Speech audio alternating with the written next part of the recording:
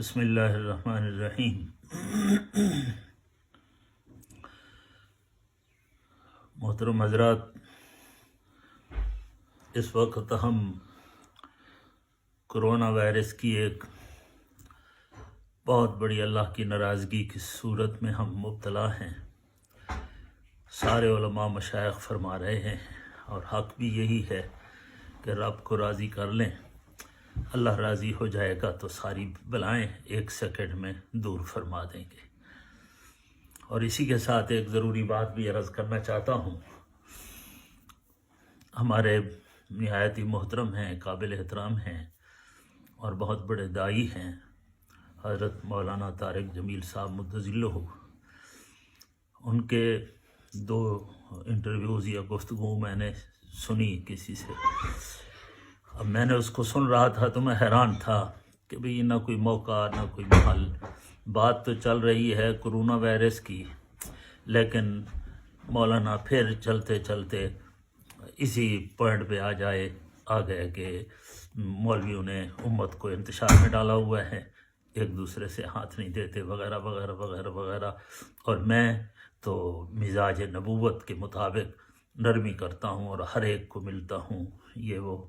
تو یہ انداز ایک ایسا ہے جس کا میسج لوگوں کی طرف علماء دین کے خلاف جا رہا ہے۔ یہ ایک تاثر ایسا دیا جا رہا ہے کہ جس سے محسوس ہوتا ہے کہ علماء نے ہی فرقے اور یہ مصیبتیں بنائی ہیں، اور ہم تو ماشاءاللہ ایسا نہیں ہے۔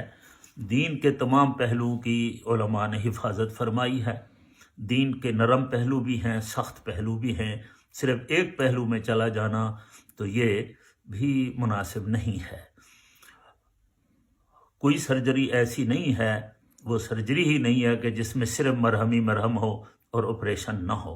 جہاد، قتال، حدود اللہ کا نفاذ، حضور نے فرمایا انا اغیر الخلق واللہ اغیر منی، منافق سے، کافر سے نفرت، اللہ اکبر، اور وَنَخْلَهُ وَنَتْرُكُ مَن يَفْجُرُكَ۔ تو یہ ساری چیزیں ہیں کہ گناہ گار سے نفرت نہیں، گناہ سے تو نفرت ہو، اور پھر حق کہنے کے لیے بلا شک حکمرانوں کے پاس جاؤ، حق بھی کہو، کوئی پتہ بھی چلے، جیسے مولانا سمیع الحق نے کر دیا تھا، کہہ تو دیا تھا نا اس کے بارے میں۔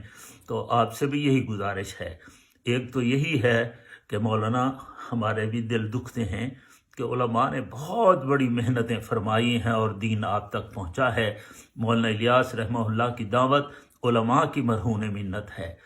تو آپ حضرات بھی جب بھی باتیں کریں مذہبی مسائل کے بارے میں، یا آپ اپنا ایک اسلام کا ایک نیا ایک انداز لوگوں کے سامنے پیش کریں، تو خدا کے لیے بڑے علماء کرام سے ضرور مشاورت فرما لیا کریں۔ ہم اور آپ شاہ ولی اللہ سے بڑے نہیں ہیں۔ ہمارا مقام، ہم اپنے مقام کو سمجھیں اور اس کے مطابق چلیں۔